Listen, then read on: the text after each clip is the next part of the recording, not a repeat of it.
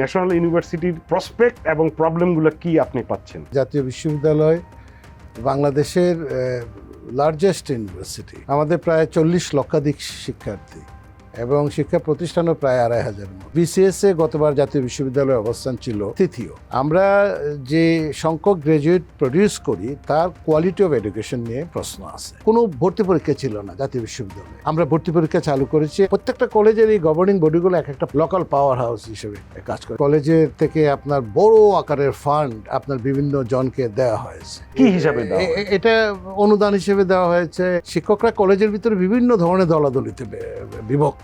আপনি আসার পরে এই 8-9 মাসের মধ্যে কারিকুলামে কোনো পরিবর্তন আনছেন? আমরা সিলেবাস কমিটি সংস্কার শুরু করেছি। 10 থেকে 25 ক্রেডিটের ভিতরে একটা টেকনিক্যাল কোর্স আমরা বাধ্যতামূলক করে দিতে যাচ্ছি। আমরা এভরি ইয়ার 5,000 ফ্রিল্যান্সার তৈরি করতে চাই। এই জিনিসটা কতদিনের মধ্যে আপনারা এই আমরা নেক্সট সেমিস্টার থেকে আমরা শুরু করব। কোরিয়াতে খুবই হাইলি পেড জব আছে। আপনি জাস্ট হলো ওদের পরীক্ষায় ওই ল্যাঙ্গুয়েজ পরীক্ষায় টিকতে হবে আর টেকনিক্যাল নলেজ থাকতে হবে এবং ওখানে কিন্তু লাখ লাখ টাকার বেতনের লাখ লাখ বেতন। তো এইসব জায়গায় আপনারা কিছু ইন্ট্রোডিউস করছেন। আমরা একটা মাল্টি ল্যাঙ্গুয়েজ ক্লাব জাতীয় বিশ্ববিদ্যালয়ের আন্ডারে তৈরি করব। এইটাকে ডিপলিটিসাইজ আসলে কিভাবে করবেন? আপনি রাজনীতি করতে চান, আপনি কলেজের বাইরে করবেন।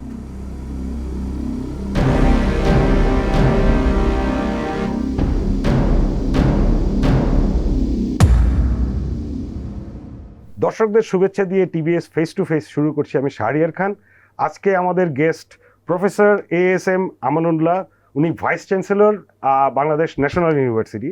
আপনারা জানেন ন্যাশনাল ইউনিভার্সিটি বাংলাদেশের সবচেয়ে বৃহত্তম university in terms of size of students এবং এটা নাকি পৃথিবীর দ্বিতীয় বৃহত্তম। সো আমাদের প্রোগ্রামে ওয়েলকাম আমানুল্লাহ স্যার। স্যার, আমি প্রথমে শুরু করি যে এই ইউনিভার্সিটিটার বয়স হয়ে গেছে 30-40 লাখ ছাত্র, 2200-র উপরে কলেজ এবং ইনস্টিটিউশনস আপনাদের আওতাভুক্ত এবং এত বছরে আমার কাছে একটা ফিলিং হচ্ছে যে এত স্টুডেন্ট আপনার নাম্বারে হয়তো অনেক এগিয়ে আছেন, কিন্তু ন্যাশনাল ইউনিভার্সিটির তেমন কোনো সুনাম শুনি না। সো আপনি তো সেই অগাস্ট মাসে এসে ভিসির দায়িত্ব পালন করা শুরু করেছেন। সোফার আপনার কাছে কি মনে হচ্ছে এই ন্যাশনাল ইউনিভার্সিটির প্রসপেক্ট এবং প্রবলেমগুলো কি আপনি পাচ্ছেন? আপনাকে অনেক ধন্যবাদ। আপনি ঠিকই বলেছেন যে জাতীয় বিশ্ববিদ্যালয় বাংলাদেশের লার্জেস্ট ইউনিভার্সিটি, বৃহত্তম বিশ্ববিদ্যালয় এবং বিশ্বের দ্বিতীয় বৃহত্তম বিশ্ববিদ্যালয়। আমাদের প্রায় 40 লক্ষাধিক শিক্ষার্থী এবং শিক্ষা প্রতিষ্ঠানও প্রায় 2,500 মতো। কিন্তু জাতীয় বিশ্ববিদ্যালয়ের ছাত্রদের সম্পর্কে আমরা বছরে প্রায় 1 মিলিয়ন স্টুডেন্ট গ্র্যাজুয়েট প্রডিউস করি এবং 70% অফ দ্য হায়ার এডুকেশন আমাদের দেশে যেটা আছে উচ্চশিক্ষা, সেটা জাতীয় বিশ্ববিদ্যালয়ের হাতে। আর অ্যারাউন্ড 30% এডুকেশন যা আছে সেটা হলো rest of the universities, let's say around 150 universities. তারা কন্ট্রোল করে প্রায় 30%, আর জাতীয় বিশ্ববিদ্যালয়ের হাতে হলো 70% অফ দ্য এডুকেশন। ঢাকা শহরে আপনি যত কলেজ ইনস্টিটিউট যা দেখেন, আপনি law college, BEd college, MEd college থেকে ধরে, ফিজিক্যাল কলেজ থেকে ধরে, সঙ্গীত কলেজ থেকে ধরে, আপনি যা দেখেন সমস্ত সারা বাংলাদেশের সমস্ত কলেজ, মেরিন একাডেমি থেকে ধরে সব জায়গাতে, পুলিশ সায়েন্স কলেজ, BKSPতে আমাদের প্রোগ্রাম চলছে, PIBতে আমাদের প্রোগ্রাম চলছে। সব মিলিয়ে জাতীয় বিশ্ববিদ্যালয়ের যে অবদান বাংলাদেশের উচ্চশিক্ষার ক্ষেত্রে, সেই অবদান নাই একদম বলা যাবে না। কারণ জাতীয় বিশ্ববিদ্যালয়ে যে গ্র্যাজুয়েটদেরকে আমরা প্রডিউস করি তারা একটা পার্টিকুলার সেকশনে যায়, তারা প্রাইভেট সেক্টরে, বেশিরভাগ ক্ষেত্রে দেখা যাচ্ছে প্রাইভেট সেক্টরে যায় এবং সামান্য কিছু একটা অংশ যায় সরকারি। যেমন BCSে গতবার জাতীয় বিশ্ববিদ্যালয়ের অবস্থান ছিল পাবলিক সার্ভিস কমিশনের তৃতীয়। তার মানে একদম যে অবস্থান নাই তা বলা যাবে না। তবে আমরা যে সংখ্যক গ্র্যাজুয়েট প্রডিউস করি তার কোয়ালিটি অফ এডুকেশন নিয়ে প্রশ্ন আছে এবং সেই কোয়ালিটি অফ এডুকেশন নিয়ে প্রশ্ন আছে। সেই কোয়ালিটি অফ এডুকেশনে যে তাদের SDG 4-এ আপনি জানেন যে কোয়ালিটি এডুকেশনটাকে এনশিওর করতে হবে। তো কোয়ালিটি এডুকেশন এনশিওর করতে গিয়ে যে ধরনের ইনিশিয়েটিভগুলো নেওয়া দরকার ছিল, সেই জায়গাটাতে কিছুটা ঘাটতি আছে। যেমন আমরা অনার্স মাস্টার্স প্রডিউস করছি সারা দেশে এবং সর্বত্র অনার্স মাস্টার্স স্কুলে বসে আছে সব কলেজগুলোতে, সেখানে কারা পড়াচ্ছেন, তাদের এমপিও আছে কিনা। একটা বিশাল সংখ্যক শিক্ষকদের এমপিও নাই, তার মানে তারা 5-10,000 15,000 টাকা বেতনে তারা অনার্সে পড়াচ্ছেন। তো এই রকম একটা বেতনে আপনি একজন অনার্স মাস্টার শিক্ষকের কাছ থেকে আপনি যে কোয়ালিটি এডুকেশনটা চাচ্ছেন, সেই কোয়ালিটি এডুকেশনটা আপনি সেই জায়গাটাতে এনশিওর করা সম্ভবপর হচ্ছে না। আরও একটা প্রশ্ন আছে, আপনি জাতীয় বিশ্ববিদ্যালয় একমাত্র বিশ্ববিদ্যালয় যে আপনার নিজস্ব ফান্ডিংয়ে চলে, তারা গ্রান্টস কমিশন থেকে কোনো ফান্ডিং নেয় না। আমরা নিজেরা ইনকাম করি, নিজেরা খরচ করি। এক ধরনের স্বাধীনতা জাতীয় বিশ্ববিদ্যালয়ের ছিল, তার যে সংবিধি, সেই সংবিধিতে আপনি দেখবেন যে জাতীয় বিশ্ববিদ্যালয় ইচ্ছা করলে তার কারিকুলাম তার সিলেবাসটা সে সংস্কার করতে পারতো, ইচ্ছা করলে সে গুড গভর্নেন্সটাকে এনশিওর করতে পারতো কলেজগুলোতে। সেই গুড গভর্নেন্সটা যে কোনো কারণেই হোক আপনার এই এনশিওর হয় নাই। এই জায়গাটাতে আমরা কাজে হাত দিয়েছি। আপনার ধরেন আমাদের যে কলেজগুলো, সেই কলেজগুলোতে আমরা এবার আসার পরে আমাদের কলেজগুলো গভর্নিং বডিগুলো আমরা ভেঙে দিয়েছি, দিয়ে আমাদের এই প্রায় 2,500 কলেজে গভর্নিং বডি আমরা আবার নতুন করে তৈরি করেছি। তো এই গভর্নিং বডিগুলোকে কেন্দ্র করে এক ধরনের প্রত্যেকটা কলেজের এই গভর্নিং বডিগুলো এক একটা পাওয়ার হাউস হিসেবে, লোকাল পাওয়ার হাউস হিসেবে কাজ করে। যে এই গভর্নিং বডির সভাপতি যদি আমি থাকতে পারি, তাহলে আমি পুরো অঞ্চলটাকে নিয়ন্ত্রণ করতে পারবো। ওই ডিসকোর্স থেকে আমরা বের হয়ে আসার চেষ্টা করছি। ভারতে, আমাদের পার্শ্ববর্তী দেশ ভারতে, পাকিস্তান, এই সমস্ত জায়গাতে আমাদের মতো এই ধরনের গভর্নিং বডি নাই।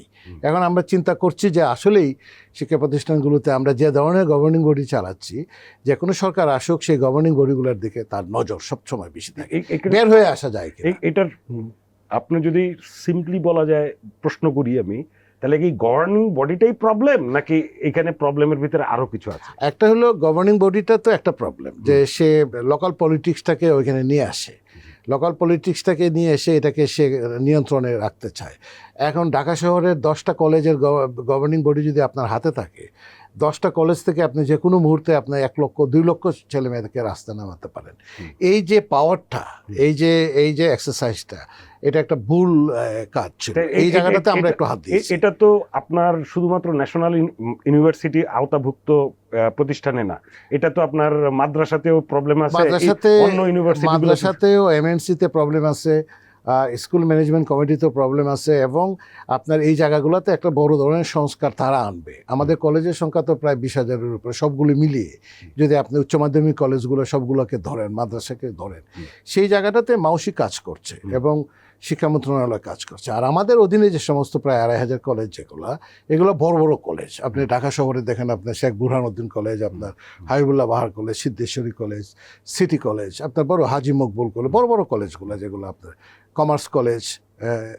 আপনি কি একটা উদাহরণ দিয়ে বলবেন যে ধরেন এরকম বড় বড় কলেজে কিভাবে করে পলিটিক্যাল ইনফ্লুয়েন্সটা? যেমন আপনার ধরেন এই যে মোহাম্মদপুর কেন্দ্রীয় কলেজ, সেখানে যে গভর্নিং বডির সভাপতি ছিলেন একজন মন্ত্রী, ধরেন নানক ছিলেন, উনি যা বলবেন তাই, ওনার কথাই প্রিন্সিপাল উঠবে, প্রিন্সিপাল নামবে, ওনার কথাই ভাইস প্রিন্সিপাল উঠবে নামবে, ওনার কথাই শিক্ষক নিয়োগ হবে, ওনার কথাতেই সমস্ত কিছু পরিচালিত হবে, অ্যাকাউন্টস পরিচালিত হবে। এক একটা কলেজের তো আপনার কোটি কোটি টাকা ইনকাম। সেই যে জায়গাটা, সেই জায়গাটার ভিতরে অ্যাকাউন্টেবিলিটিটা সেরকমভাবে প্রতিষ্ঠিত হয় নাই। রাজনৈতিক সরকারগুলা সেই জায়গাটাতে তারা প্রচণ্ড রকমভাবে এইভাবে প্রশ্ন করি যে যদি রাজনৈতিক নেতা একজন ওইখানে গার্ডিয়ান হিসেবে থাকে, তো তার তো কার্যক্রমটাতে এটাই হতে পারতো যে আমি একটা কলেজ দেখি, সো আমি চাবো যে আমার কলেজটা অনেক ভালো হোক, আমার কলেজে অনেক ভালো পড়াশোনা হোক এবং কলেজের ইনকামও ভালো, ভালো টিচার, সেটা তারা করেন নাই। তাহলে তা করেন নাই। এবং আপনার কোনো কলেজের এমন রেকর্ডও আছে যে দেখা যাচ্ছে, এখন বের হচ্ছে যে কলেজের থেকে আপনার বড় আকারের ফান্ড আপনার বিভিন্ন জনকে দেওয়া হয়েছে। আমি কি হিসাবে এটা অনুদান হিসেবে দেওয়া হয়েছে। এটা বলা হয়েছে সিটি কর্পোরেশনে ট্যাক্স দিতে হবে এত টাকা, কিন্তু সিটি কর্পোরেশনের লেজারে গিয়ে দেখা যায় সে টাকাটা জমা হয় নাই। তো এখন আপনার ধরেন এই সমস্ত কর্মকাণ্ড হয়েছে। এটার জন্য আমরা একটা ন্যাশনাল কমিটি করেছি জাতীয় বিশ্ববিদ্যালয়ে। সেই ন্যাশনাল কমিটি কাজ শুরু করেছে যে বাংলাদেশের কলেজগুলোতে জাতীয় বিশ্ববিদ্যালয়ের ভিতরে কি কি হয়েছে সেইগুলা গত 15 বছরে সেটা বের করছি আমরা, এবং একটা ন্যাশনাল কমিটির মাধ্যমে সেই জিনিসগুলো বের হয়ে আসছে। আর একটা হলো যে এই কলেজগুলোতে আপনার কি হয়েছে। এখন জাতীয় বিশ্ববিদ্যালয়ের ম্যান্ডেটের ভিতরে কিন্তু আছে যে কলেজ মনিটরিংটা একদম বলতে কোনো কিছুই ছিল না, যে কী পড়াচ্ছে, কেন পড়াচ্ছে, ইন্ডাস্ট্রির সাথে ছেলে মেয়েদের লিঙ্কগুলা কি, এই যে 10 লক্ষ প্রায় প্রডিউস করছি, সে তার সাথে ইন্ডাস্ট্রির লিঙ্কটা কি, মানে যে সাবজেক্টটা পড়াচ্ছি এটা আপনি ফোর্থ ইন্ডাস্ট্রিয়াল রিভলিউশন বলছেন আপনি বাংলাদেশে, ফোর্থ ইন্ডাস্ট্রিয়াল রিভলিউশন বাদ দেন, যে দেশে আপনার ফার্স্ট ইন্ডাস্ট্রিয়াল রিভলিউশনই হয় নাই আপনি সেই দেশে ফোর্থ ইন্ডাস্ট্রিয়াল রিভলিউশন, আপনার first industrial revolution, second industrial revolution, সেগুলোর ডিমান্ড ফুলফিল করার পর্যায়ে আছে কিনা আমাদেরকে যদি জিজ্ঞাসা করেন, নাই। কলেজগুলোতে কোনো মনিটরিং নাই। তো এখন আমরা কলেজ মনিটরিংয়ে হাত দিয়েছি, এটা বিশাল টাস্ক আমাদের এখানে। এই মনিটরিংটা আপনারা কিভাবে করবেন? আমরা একটা কি পারফরমেন্স ইন্ডিকেটর, একটা কেপিআই মডেল তৈরি করেছি, অলরেডি একটা কমিটি কাজ করছে। এখন পর্যন্ত আমরা জাতীয় বিশ্ববিদ্যালয়ে যাওয়ার পরে এখন পর্যন্ত প্রায় 50-এর অধিক আমাদের কমিটি করা হয়েছে, এবং কমিটি করা হলো আরেক কিচ্ছা বাংলাদেশে, যে কমিটি হচ্ছে কিন্তু রেজাল্ট পাওয়া যায় না। আমরা একদম কমিটিকে টার্গেট দিয়ে দিচ্ছি, নেক্সট 1 মান্থ, নেক্সট 2 মান্থসের ভিতরে আমাদেরকে এই রিপোর্ট দিতে হবে। তো আমাদের কাছে রিপোর্টগুলো আসা আস্তে আস্তে শুরু হয়েছে। এখন আমরা কলেজ মনিটরিংয়ে যাচ্ছি কেপিআই, কি পারফরমেন্স ইন্ডিকেটর হিসাবে আমরা একটা যাচ্ছি। সেখানে ছেলেমেয়েরা অনার্স মাস্টার্সে ক্লাস করে না, কিন্তু এখন আপনি বললেই কিন্তু তারা ক্লাস করবে না, কারণ জাতীয় বিশ্ববিদ্যালয়ের বড় লোকের ছেলেমেয়েরা খুব বেশি একটা আসে যে তা না, নিম্ন মধ্যবিত্ত পরিবারের ছেলেমেয়েরা আসে। কেন আসে না তার জন্য বিভিন্ন স্টাডি আপনার করা হয়েছে, কেন আসে না। এটা সরকারের national skill development foundation, A2I, আমাদের এখানে যারা অন্যরা কাজ করে, ওয়ার্ল্ড ব্যাংক, BIDS, কেন চাকরি পাচ্ছে না, কেন আসে না ক্লাসে, তার উপরে প্রচুর স্টাডি আছে। সেই স্টাডি রিপোর্টগুলোকে নিয়ে আমরা একত্রিত করে আমরা নিজেরাও একটা নিড অ্যাসেসমেন্ট আমরা করছি যে কেন ক্লাসে আসে না। এখন দেখা যাচ্ছে যে ক্লাসে না আসার পিছনে তার যে ইনসেন্টিভগুলা, সেই ইনসেন্টিভগুলা মোর ইম্পর্ট্যান্ট দেন ক্লাসে আসা। এই জন্য আমরা ওই জায়গাটাতে হাত দিচ্ছি যে বাচ্চাটাকে ক্লাসে ফিরিয়ে আনতে গেলে তাকে কোন কোন ধরনের ইনসেন্টিভ দিতে হবে, এটা একটা জিনিস। কেপিআইটা আমরা যখন কলেজ মনিটরিং শুরু করব, সেখানে আমরা দেখতে পাবো যে কলেজে শিক্ষকদের ভিতরে বিভিন্ন ধরনের আপনার এই যে শিক্ষকদের অনেক ধরনের সমস্যা আছে। শিক্ষকরা কলেজের ভিতরে বিভিন্ন ধরনের দলাদলিতে বিভক্ত। আপনার ধরেন কোনো কলেজে আমরা পেয়েছি 7টা-8টা গ্রুপ, মানে শিক্ষক হলেন 30 জন, এর ভিতরে 7টা-8টা গ্রুপ, 4 জনে মিলে একটা।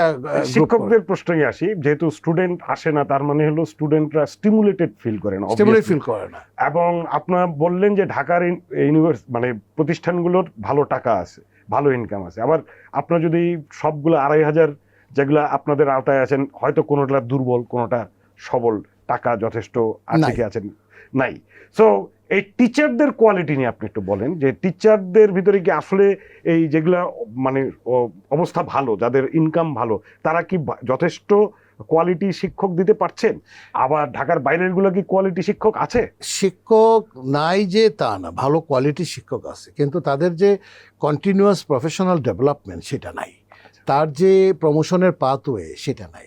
ছাত্র লেকচারার, তার শিক্ষকও লেকচারার, সে কাজ করছে 10-15 বছর ধরে, সে এখনও লেকচারার হিসেবে আছে। প্রমোশনের একটা পাথওয়ে তো লাগবে, সেই পাথওয়েটা সেভাবে এস্টাবলিশ হয় নাই। শিক্ষকদের ভিতরে আরও তাদের প্রায় সময় দেখা যায় যে তারা মনমরা অবস্থায় থাকে, তাদের যে সমস্ত ইনসেন্টিভ দেওয়া দরকার, আমি ট্রেনিং দিচ্ছি কিন্তু তাকে কোনো ফেসিলিটিস দিচ্ছি না। সো দলাদলিটা কি এই কারণেই হচ্ছে? দলাদলিটার পিছনে প্রধান একটা কারণ হলো অ্যাকাউন্টেবিলিটির, গুড গভর্নেন্সটা। যেমন প্রিন্সিপাল যদি কোনো একটা পার্টিকুলার দলের লেজুর ভিত্তি করেন, প্রিন্সিপাল যদি একজন লিডারের বাসায় গিয়ে বসে থাকেন, প্রিন্সিপাল যদি তার পদটা বজায় রাখার জন্য সারাক্ষণ যদি পলিটিক্যাল এই অ্যাক্টিভিটিজের সাথে যুক্ত হন, আপনি দেখবেন আমাদের কাছে হাজার হাজার ছবি আসছে যে প্রিন্সিপাল সাহেবরা সব মন্ত্রী এমপির সাথে ছবি তুলতেছেন, ফুল দিচ্ছেন, এই করছেন ওই করছেন। এর উদ্দেশ্যটা হলো যে আমার ওই পার্টির সাথে লিঙ্ক আছে, আমার যা মনে ধরে আমি তাই করবো, তুমি আমাকে কিছু করতে পারবে না।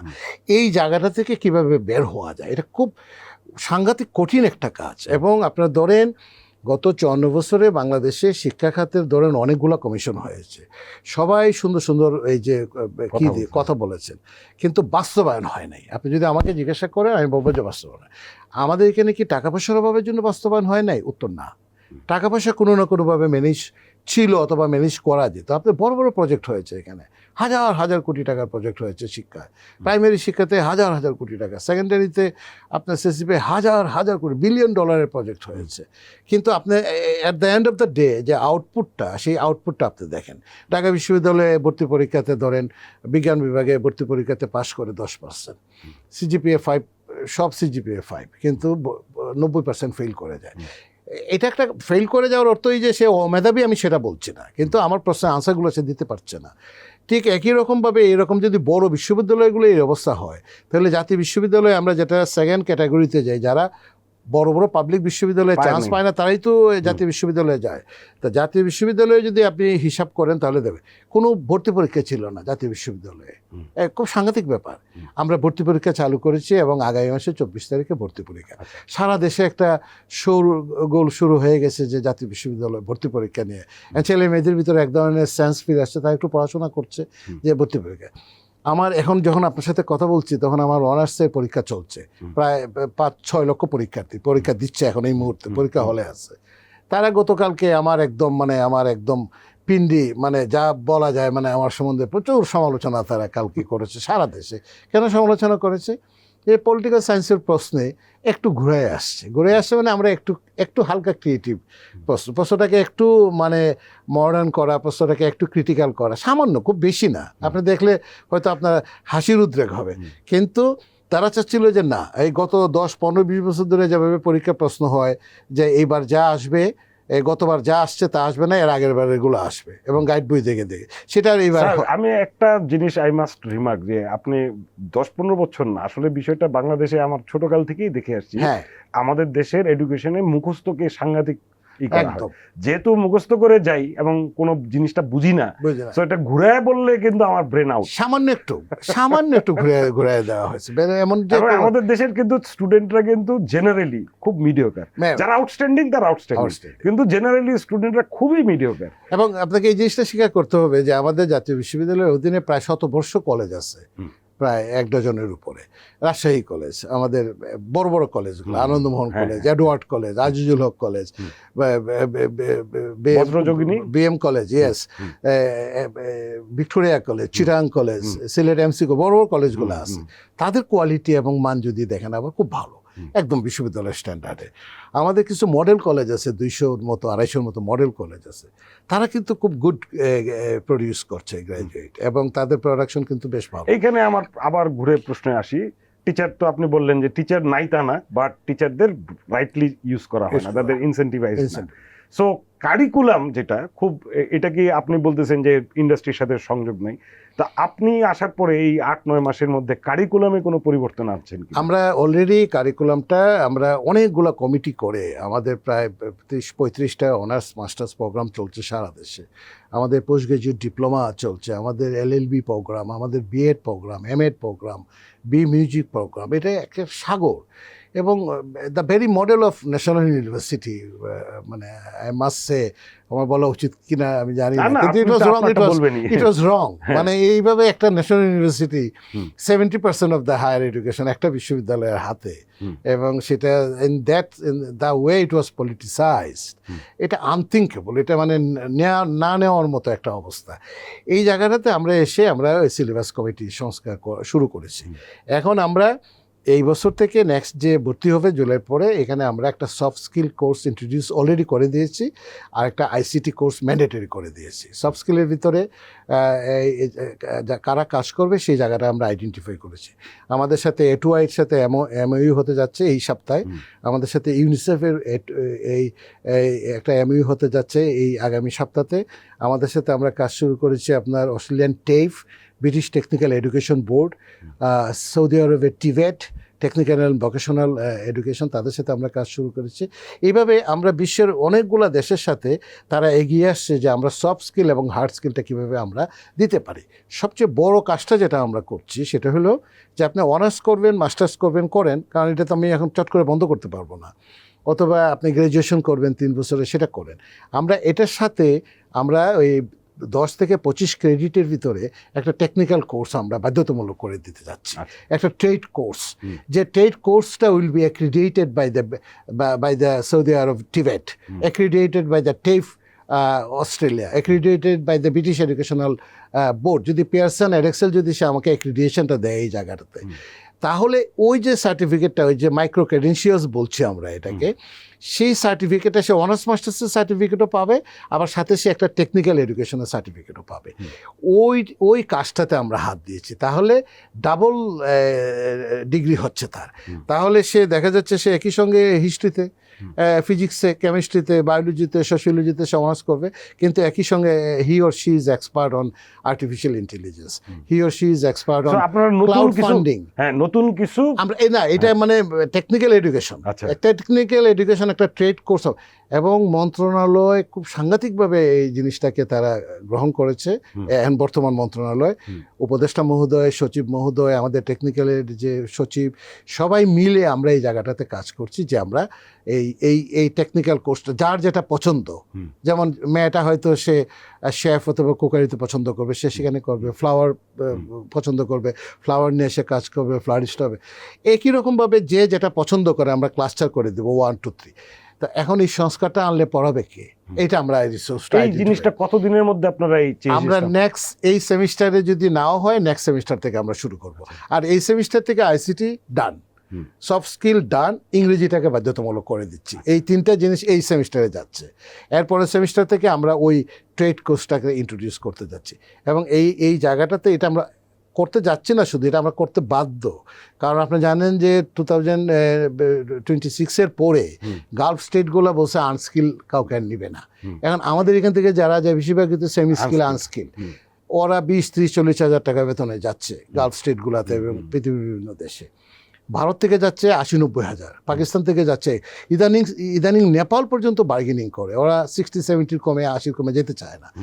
এই জায়গাটাতে যদি আমাদের এদেরকে যদি আমরা একটা মিনিমাম ট্রেনিংয়ের মাধ্যমে যদি আমরা যারা বাহিরে যাচ্ছে, একটা বিশাল অংশ জাতীয় বিশ্ববিদ্যালয়ের, এবং জাতীয় বিশ্ববিদ্যালয়ের বাহিরে যারা, তাদের জন্য আমরা চিন্তা করছি ইউনিসেফের সাথে, এখানে যদি আমরা মোটামুটি একটা এই যদি আপনার ট্রেনিংটা দিয়ে তাকে একটা সার্টিফিকেশন সহ, অ্যাকনোলেজ সহ যদি আমরা পাঠাতে পারি, তাহলে ওই যে আপনার আমাদের যে রেমিটেন্সের যে একটা বাস্কেট থেকে আরেকটা বাস্কেটে যাওয়া, এখন যারা আসে রেমিটেন্স, আপনি তো কাজ করেন এগুলো নিয়ে, প্রায় 50 বিলিয়নের মতো হবে, তাই না? যে হুন্ডি এবং ব্যাংক মিলিয়ে, তাই না? হুন্ডিটা তো ঠিক আপনি ধরি জানেন না, এবার যদি রেমিটেন্স ধরেন তাহলে আমরা ট্রেন্ড দেখতেছি, এটা ধরেন 27-28 হবে আর হুন্ডি টুন্ডি মিলিয়ে ধরেন কত 40-50, এটাকে 100 বিলিয়নে করা সম্ভব শুধুমাত্র এই হিউম্যান রিসোর্স ইন্ডেক্সে যদি আমরা ইনভেস্টমেন্ট। কিন্তু এখানে একটা ইম্পর্টেন্ট জিনিস, ধরেন আপনারা তো অবশ্যই ঠিক আছে, আপনারা একটা ভালো গোল নিয়ে আপনারা করছেন, কিন্তু ছাত্ররা তো আসতে চায় না। আমাদের ছাত্ররা লেখাপড়া নিয়ে খুব একটা এক্সাইটেড না, হ্যাঁ, মানে যতটুকু না প্রতিবাদ বা এই জাতীয় কাজে যতটুকু এক্সাইট। সো এই জিনিসটা এনশিওর করবে কিভাবে? এটা ছাত্ররা এক্সাইটেড না, এটা ঠিক না, এটা আমরা দায়ী। আমার কাছে যেটা মনে হয়েছে at the end of this, মানে আমাদের তো জীবনে একটা পর্যায়ে আমরা চলে আসছি, ছাত্ররা এটার জন্য দায়ী না। আমরা দায়ী হলাম আমরা যারা পলিসি প্ল্যানার, পলিসি মেকার্স, আমরা যারা চেয়ারে বসে আছি, আমরা কখনো তাদের চাহিদাটা, তাদের নিডসটা কি, এটা আমরা অ্যাসেসমেন্টটা সেভাবে করি নাই। আমরা সেরকমভাবে তাদের ফিজিবিলিটি স্টাডিটা করি নাই যে সে আসলে কি চায়, মেয়েটা কি চায়, ছেলেটা কি চায়, এই ছেলেটাকে দিয়ে কি কাজ করানো সম্ভব হতে হবে। ঠাকুরগাঁও থেকে একটা মেয়ে এসএসসি পাস করে নাই, সে ফ্রিল্যান্সিং করে মাসে $2000 ইনকাম করতে পারে, তার কোনো ট্রেনিং নাই, কিচ্ছু নাই, তার কোনো ধরনের কোনো ব্যাংক সাপোর্ট নাই, তার কোনো ধরনের কোনো ফ্রিল্যান্সিংয়ের পলিসিও আমরা করতে পারি নাই, কোনো ধরনের কোনো কিচ্ছু নাই, সাপোর্ট ছাড়া তার ইন্টারনেট কানেকশনও ঝুলে থাকে। তার যদি এই অবস্থা হতে পারে, এইরকম একটা সিচুয়েশনের ভিতরে যদি বাংলাদেশ ফ্রিল্যান্সিংয়ে, আপনি জানেন যে সেকেন্ড, রেমিটেন্স আকৃষ্ট করার ক্ষেত্রে সেকেন্ড, ভারত প্রায় 1 নাম্বার 1 ভারতে ফ্রিল্যান্সিংয়ে সারা ওয়ার্ল্ডের ভিতরে। এইখানে আপনি কি এই 50,000 বাচ্চাকে টার্গেট করে যে 50,000 ফ্রিল্যান্সার তৈরি করব আমরা, এরকম টার্গেট করে আপনি একটা ডিজাইন করে প্রোগ্রামটা কি থ্রো করেছেন কখনো? করে কি টেস্ট করে দেখেছেন যে তার আগ্রহ আছে কি নাই? করা হয় নাই। আমরা এই জায়গাটাতে একটু হাত দিচ্ছি। আমাদের লিমিটেড রিসোর্সের ভিতরে আমরা এভরি ইয়ার 5,000 ফ্রিল্যান্সার তৈরি করতে চাই আমাদের রিসোর্স দিয়ে, জাতীয় বিশ্ববিদ্যালয়ের রিসোর্স দিয়ে, যে আমরা দেখি যে ফ্রিল্যান্সার করে পরে তারা কতটুকু পর্যন্ত করতে পারে। এই জায়গাগুলোতে আমাদের উদ্দেশ্য যে আমরা দেখতে চাই যে ছেলেমেয়েরা, অতএব ছেলেমেয়েরা আগ্রহ নাই। যেমন আমাদের এখন এই মুহূর্তে সারা দেশে স্পোর্টসের এই যে ন্যাশনাল ইউনিভার্সিটি আন্তঃ কলেজ স্পোর্টস প্রতিযোগিতা চলছে। গত পরশুদিন সেটা শেষ হলো বিকেএসপিতে। 750 জন প্রতিযোগী সারা দেশ থেকে আসছে এটা ফাইনাল রাউন্ডে খেলার জন্য। ওই 750 জন প্রতিযোগীর চেহারার দিকে যদি আপনি তাকান, তাহলে আপনি দেখবেন যে মানে আগ্রহ নাই মানে কি, যে কি সাংঘাতিক প্রতিযোগিতা, মানে কীভাবে লালমাটিয়া কলেজটাকে পিছনে ফেলতে হবে, কিভাবে সিটি কলেজকে পিছনে ফেলে যায়, কিভাবে রাজশাহী কলেজকে পিছনে ফেলে যায়, তাদের ভিতরে যে আগ্রহ আমাদের প্ল্যানিংয়ের ভিতরে। হ্যাঁ, ঠিক আছে, এটা আমি আপনার মুখ থেকে শুনতে চাইলাম যে আমাদের জেনারেশনই হয়তো দায়ী, আমরাই দায়ী। তো আরেকটা প্রশ্ন, যে আপনার ন্যাশনাল ইউনিভার্সিটি তো বাংলাদেশে একটা ইউনিক একটা কনসেপ্ট, ঠিক না? যে আপনি এতগুলা ইউনিভার্সিটি, সো এইখানে একটা definitely brick and mortar university, আমি ঢাকা ইউনিভার্সিটি পড়েছি, আপনিও পড়েছেন, এটা ব্রিক অ্যান্ড মর্টার। সেখানে কিন্তু আমার এভরিডে কাজের মধ্যে টেকনোলজির জিনিসটা ছিল জাস্ট ধরেন কারিকুলামের অংশ। বাট এইখানে ঢাকা ন্যাশনাল ইউনিভার্সিটি কিভাবে টেকনোলজিকে, ন্যাশনাল ইউনিভার্সিটি যেহেতু প্রায় second largest university of the world, আমাদের এখানে আমাদের আইসিটি বিভাগটা কাজ করে 724, one of the largest ICT set up in south and south east Asia. এটা মানে অনেকে কল্পনাই করতে পারবে না যে গাজীপুরে জাতীয় বিশ্ববিদ্যালয়ে আইসিটিতে কি হচ্ছে। এইখানে আপনার ধরেন এই যে আজকে পরীক্ষা দিল যে 6 লাখ পরীক্ষার্থী, আমার কাছে 2 ঘন্টার ভিতরে চলে আসে যে পরীক্ষার্থীর অ্যাটেন্ডেন্স। এটা ইএমএস সিস্টেমে আমরা সফটওয়্যারে আমাদের সবগুলো শিক্ষা প্রতিষ্ঠান কানেক্টেড, এবং এই আজকে সকালেও গতকালকেও ছিল আমাদের 97%। বাকি কোন জায়গাতে হয়তো ইন্টারনেট কানেক্টিভিটি ছিল না, তাদের সেখানে ম্যানুয়ালি করেছে। কিন্তু 97% অ্যাটেন্ডেন্স, যে ছেলেমেয়েরা পরীক্ষা হলে আসছে কি না, এই জিনিসটা তৈরি হয়েছে।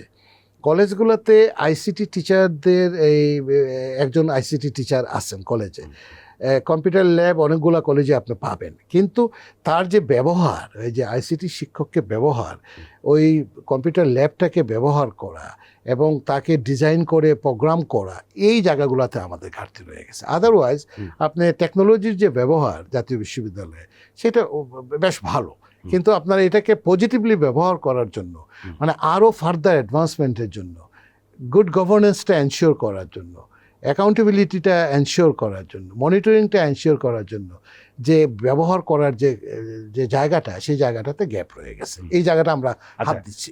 একটা জিনিস বলি, যে যেহেতু আপনি রেমিটেন্স মুখী লেখাপড়ার কথা বলছেন, যেখান থেকে ধরেন ওই স্ট্যান্ডার্ডের যাবে, তো এই প্রতিষ্ঠানগুলোতে কি আপনারা ধরেন জাপানিজ, কোরিয়ান, চাইনিজ, তারপর যেসব জায়গায় গেলে খুব হাইলি পেইড জব, যেমন ধরেন কোরিয়াতে খুবই হাইলি পেইড জব, আপনি জাস্ট হলো ওদের পরীক্ষায় ওই ল্যাঙ্গুয়েজ পরীক্ষায় টিকতে হবে আর টেকনিক্যাল নলেজ থাকতে হবে, দেখেন ওরা যেসব জায়গায়, এবং ওখানে কিন্তু লাখ লাখ টাকার বেতনের চাকরি, লাখ লাখ বেতন। তো এইসব জায়গায় আপনারা কিছু ইন্ট্রোডিউস করছেন? আমরা, আপনি খুব ভালো একটা প্রশ্ন করেছেন। আমরা গত সিন্ডিকেটে আমরা একটা পারমিশন নিয়েছি যে আমরা একটা মাল্টি ল্যাঙ্গুয়েজ ক্লাব জাতীয় বিশ্ববিদ্যালয়ের আন্ডারে তৈরি করব।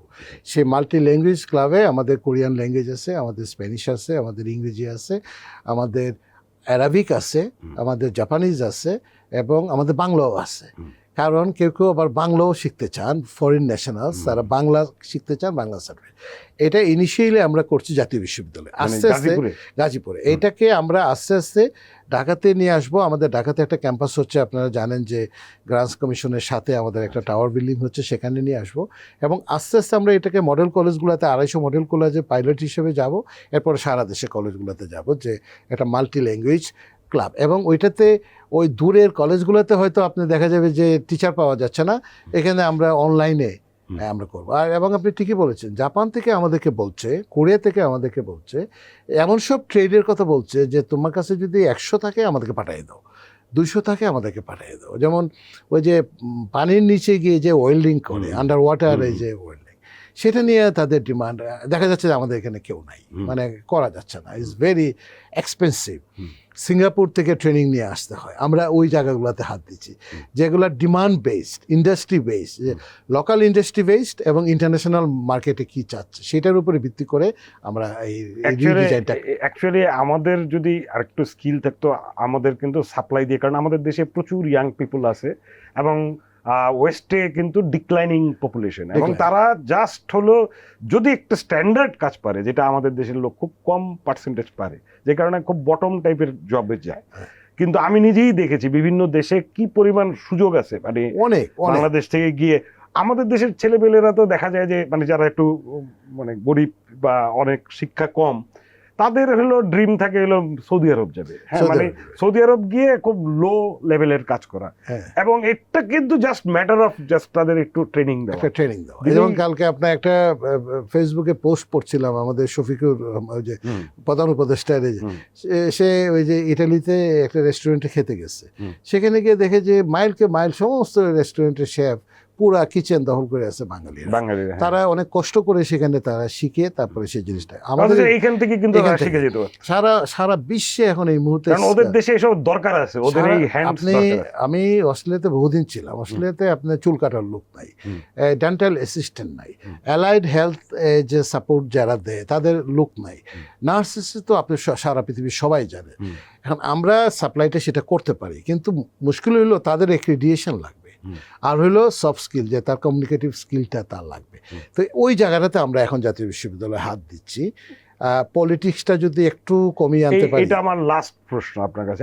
আপনি অনেক কিছুই ড্রিম লাইক বলেছেন যে জাতীয় বিশ্ববিদ্যালয়ে এই করছে সেই করছে, কিন্তু কোনোটাই তো আসলে সফল হবে না যদি আপনি যে গোড়ার প্রবলেম বলেছেন যে ওখানে আসলে পলিটিক্সটাকে নিয়ন্ত্রণ, মানে কলেজের কাজ বা ইউনিভার্সিটির কাজ হচ্ছে লেখাপড়া করা এবং স্কিল তৈরি করা, কিন্তু ওইটা না করে যদি খালি পাওয়ার হাউস খেলে, তো এইটাকে ডিপলিটিসাইজ আসলে কিভাবে করবেন, পারবে কিনা? আমরা একটা কাজে হাত দিয়েছি, এবং ডিপলিটিসাইজেশনটা আমি বলছি না ওই যে ছাত্র রাজনীতি নিয়ে কোনো কথা বলছি না, আমরা একটা মেসেজ, হ্যাঁ দলাদলি গ্রুপিং, আমরা একটা message through out the country এবং আমাদের সমস্ত শিক্ষা প্রতিষ্ঠানে দিয়েছি যে আপনি রাজনীতি করতে চান, আপনি কলেজের বাইরে করবেন, কলেজের ভিতরে আপনার রাজনীতি নিয়ে আসবেন, এই সমস্ত দলাদলির সাথে এটা বললে কি হবে না। এটা আমরা খুব মনিটরিং এর ভিতরে যাচ্ছি, আমরা খুব মানে মানে শিষ্টের পালন দুষ্টের দমন, যে কথাটা আছে উল্টা বললাম, যেভাবেই হোক এটাকে আমরা এনশিওর করতে চাচ্ছি যে আমরা কলেজগুলোর বাহিরে আপনি পলিটিক্স করবেন, আপনার দলাদলিটা কলেজের বাহিরে করবেন, কলেজের ভিতরে নিয়ে আসবেন, আপনার সম্বন্ধে অভিযোগ আসবে, আমরা এটা আমার মনে হয় এটা এখানে মধ্যে স্ট্রাকচারাল জায়গায় হাত দিতে হবে, যেটা আপনি তখন বললেন না যে এখানে একটা কমিটি থাকে যেটা হলো লোকাল এলিটরা কন্ট্রোল করে। I don't think it's there job, এটা তাদের কোনো জবই না। এবং এই জায়গাটাতে একটা স্থায়ী শিক্ষা কমিশন দরকার। যেমন দেখেন আমরা এতগুলো কমিশন করলাম, কিন্তু আমাদের স্থায়ী শিক্ষা কমিশনটা, স্থায়ী তো বাদ দিলাম, অস্থায়ী শিক্ষা কমিশনও হয় নাই। অথচ সব থেকে বড় একটা সেক্টর হলো এই যে শিক্ষা। আপনি মনে আছে যে পাকিস্তানের বিখ্যাত ওই যে অর্থনীতিবিদ ওয়াহিদুল হক সাহেব 1994-এর দিকে উনি আপনার ইউএনডিপিতে বলেছিলেন যে পোস্ট কলোনিয়াল সোসাইটি আমাদের মতো দেশগুলোতে রিসোর্স পোর কান্ট্রি, আমরা তো গরিব দেশ, এটা তো অস্বীকার করা, শুধু গত সরকারের সময় শুনছি আমরা খুব ধনী দেশ, বেসিক্যালি তো আমরা খুব গরিব দেশ। তো আমাদের মতো এরকম দেশগুলোতে উন্নয়নের একটা বড় কাজই হতে পারে। উনি একটা হিউম্যান ডেভেলপমেন্ট ইন্ডেক্স তৈরি করেছিলেন, সেটার এক নম্বরই ছিলেন শিক্ষা, যে মানব সম্পদে যদি তারা হিউম্যান ডেভেলপমেন্ট ইন্ডেক্সে যে হিউম্যান ডেভেলপমেন্টের ক্ষেত্রে যদি তারা ইনভেস্ট করে, এই দেশগুলা কোন কোন জায়গাতে ইনভেস্ট করতে হবে সেটাও বলে দেওয়া হয়েছে, যে টেকনিক্যাল এডুকেশন, কোয়ালিটি এডুকেশন এবং গুড গভর্নেন্স, এই জায়গাগুলো যদি এনশিওর করা যায় তাহলে এই দেশগুলা উঠতে অসুবিধা হবে না। উদাহরণ হিসেবে সিঙ্গাপুরকে আপনি দেখেন, আপনি মালয়েশিয়াকে দেখেন, উদাহরণ হিসেবে আপনি এই যে আপনার চায়নাকে দেখেন, কোরিয়াকে দেখেন, তারপরে ইরানকে দেখেন। আমরা যখন ঢাকা বিশ্ববিদ্যালয়ের ছাত্র, ইরানের ছেলেমেয়েরা ঢাকা বিশ্ববিদ্যালয়ে পড়তে আসতো, আমার মনে নেই, সৌদি আরবের এই যে ওনারা জুব্বা পরা সারাক্ষণ, তারপরে আপনার টার্কি থেকে পড়তে আসতো, মালয়েশিয়া থেকে পড়তে আসতো, এবং তাদের পার ক্যাপিটা ইনকাম আমাদের পার ক্যাপিটা অলমোস্ট সিমিলার, ওই 400-র গড়ে অ্যারাউন্ড, তাই তো? তাদের জিডিপি আমাদের জিডিপি কাছাকাছি এবং পার ক্যাপিটা ইনকাম। আজকে সিঙ্গাপুর $50,000-60,000 ওয়ার্ল্ড, আজকে চায়না সুপার পাওয়ার, আজকে ইরান। এখন আপনি এই যে ব্যর্থতা, এই 54 বছরের ব্যর্থতা বলছি আমরা, গত 14-15 বছরের ব্যর্থতা, তখন তো একদম মানে মারাত্মক ধরনের পলিটিসাইজেশন হয়েছে, কিন্তু এটা 54 বছরের সবসময়। এই জায়গাটা থেকে যদি আমরা আস্তে আস্তে, আর গত 15-16 বছরে যেটা হয়েছে সেটা হলো আরেক ধরনের ডমিনেন্সের ব্যাপার, মানে হেজেমনির ব্যাপার। এখানে শুধু স্ট্রাকচারাল চেঞ্জ করলেই যে সব কিছু সমাধান হয়ে যাবে, ওই হেজেমনিটা থেকেও কিন্তু বের হয়ে আসতে হবে।